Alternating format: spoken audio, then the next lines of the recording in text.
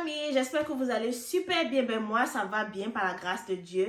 Et ça fait un bail que j'ai pas posté ici. En fait, c'est parce que je suis fatiguée. Faire ce genre de contenu-là, c'est pas du tout facile, je vous assure.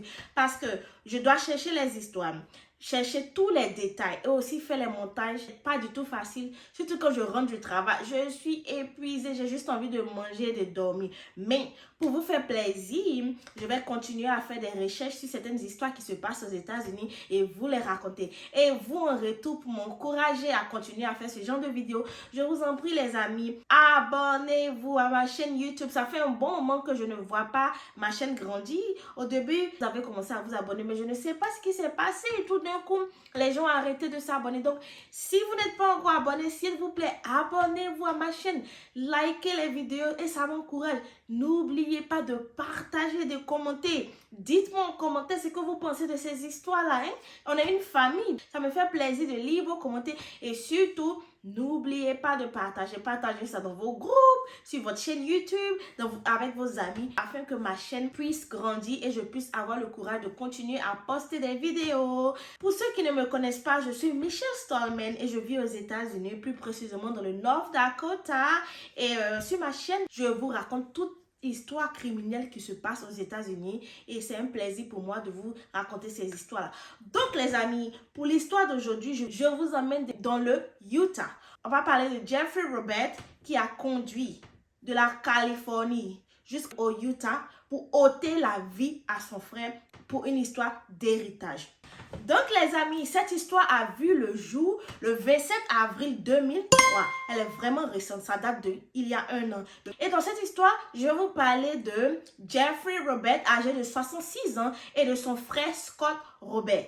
Ce jour-là, le 27 avril 2023, Jeffrey, qui vit en Californie, décide de conduire des kilomètres et des kilomètres. Je ne vous parle pas de 2 heures, 3 heures, mais plus de 10 heures. Avec un seul but en tête, d'éliminer son frère pour un héritage familial. Donc, je vous parle un peu de la famille Robert. Leur mère a beaucoup de propriétés. Leur mère est assez riche. Et donc, avant, elle vivait en Californie avec Jeffrey Robert. Et c'est lui qui gérait tous les assets, c'est-à-dire tout l'héritage et tous les biens de leur mère. C'est lui qui gérait, c'est lui qui aidait leur maman. Mais, il ne gérait pas bien. C'est-à-dire, il faisait des coups louches dans l'argent de la mère. Il se servait comme il voulait et le reste de la famille n'était pas du tout d'accord avec la manière dont leur frère Jeffrey gérait l'argent de leur mère et aussi de la manière dont ils s'occupaient de leur mère. Un jour, certains membres de la famille ont décidé de convaincre leur mère de quitter la Californie et de venir s'installer au Utah avec leur frère Scott. Et ça n'a pas du tout plu à Jeffrey. C'est-à-dire, c'est lui qui aidait la maman. C'est lui qui gérait l'argent, tout l'argent de la maman. C'est lui qui faisait tout. Et un bon matin, ses frères arrivent à convaincre la maman. Et la maman enfin décide de ne plus vivre en Californie et de ne plus laisser Jeffrey gérer l'héritage. Mais elle décide de quitter la Californie et d'aller s'installer au Utah avec son fils Scott Robert. Et c'est là que tout a commencé. Donc, depuis ce jour que la maman de Robert a déménagé dans le Utah avec son frère Scott, Jeffrey a nourri un sentiment de colère. Il a nourri une certaine haine contre son frère et ses oncles. Il se disait, mais non, c'est moi qui aidais notre maman, c'est moi qui gérais ses affaires. Comment vous vous quittez de nulle part et vous arrivez à la convaincre de me laisser et de partir s'installer au Utah. Donc, ça ne lui a pas plu du tout. Et un jour, donc, le soir du 27 avril 2023, il décide de conduire des kilomètres. Donc, il arrive tout zen, calme, relax. Ils sont dans la porte de son frère Scott. Et dans la caméra de surveillance, Scott aperçoit son frère. Tout est donné. Il lui dit, hey, what's up? Comment tu vas? Son frère lui dit, oui, ça va, mais je suis ici pour voir maman. Donc, Scott lui dit, mais maman n'est pas ici. Elle est dans le Missouri avec un de nos frères. Il dit, ah bon? Je ne savais pas. Mais qu'est-ce qu'elle fait dans le Missouri? Et bon, on met une pause, les amis. C'est-à-dire, toi, tu quittes la Californie. D'après toi, tu viens voir ta mère. Donc, tu n'appelles pas ta mère? Tu n'appelles pas ta mère pour lui dire que, ah, maman, moi, je quitte en Californie pour venir te voir. Mais allô, quoi? Genre, la bonne éducation veut que quand tu te rends chez quelqu'un, au moins tu appelles la personne pour lui dire, je suis en route pour venir te voir. Mais toi, tu quittes jusqu'à en Californie. Tu conduis jusqu'au Utah et tu ne dis pas, tu n'avais pas ta mère pour lui dire. Ça, je pense que ça devrait éveiller les soupçons de Scott. Mais vu que c'est son frère, je pense qu'il n'a pas vu du feu en fait.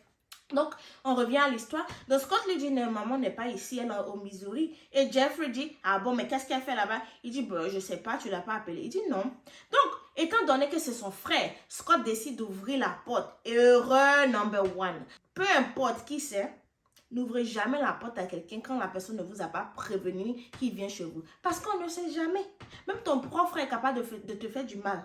Donc, vu que Scott, c'est son frère, que Jeffrey, il ouvre la porte. À la minute, les amis, je vous dis.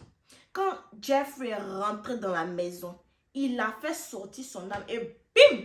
Il a abattu son frère Scott de sang-froid. Et Scott était à la maison avec sa femme. Et il a aussi tiré sur sa femme.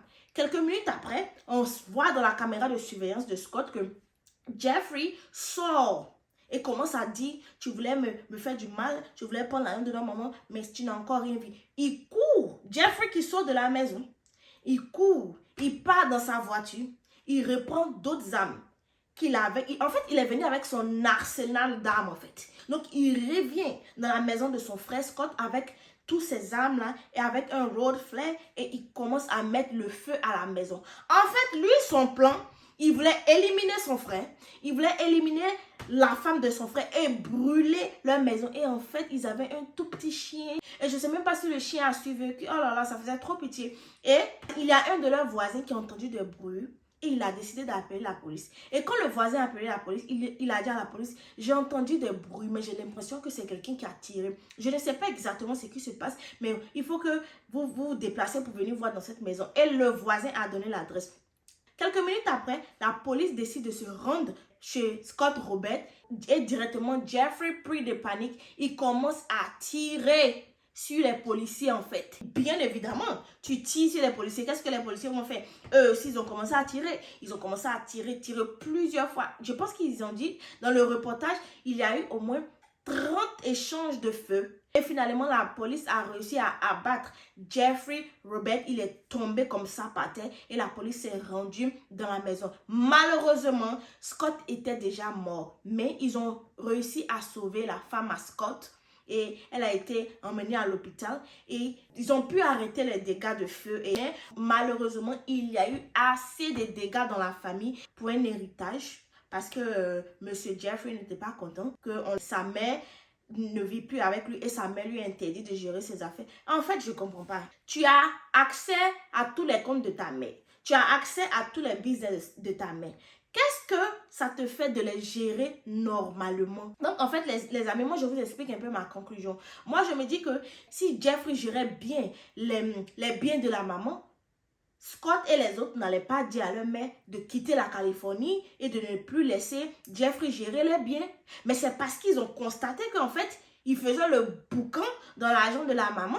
En fait, il se servait comme il voulait. Et c'est en ce sens-là que les frères ont dit, mais non, tu ne vas pas gérer l'argent de notre mère comme si c'était le tien. Tu ne vas pas te servir comme si tu as envie de te servir. Et puis nous, on va te regarder. C'est en ce sens-là qu'ils ont convaincu la mère. Et la mère a dit, bon, ok, moi je suis mes enfants au Utah. Donc, Jeffrey n'a pas apprécié. Il est quitté jusqu'en Californie pour venir abattre son frère et abattre sa femme. Mais malheureusement, il n'a pas pu tuer sa femme et il n'a pas pu brûler la maison. Donc, tragiquement comme ça, tristement, les deux frères ont perdu la vie le même jour. C'est très triste pour la mère en fait. Parce que j'imagine la pauvre vieille dame. Quand elle va apprendre ça, ce qui s'est passé, elle va se dire, mais tu quittes en Californie, tu tues ton frère et la police vient t'arrêter. Tu tires sur la police en fait, tu te fais tuer. La pauvre mère, j'imagine sa détresse, j'imagine sa tristesse aussi.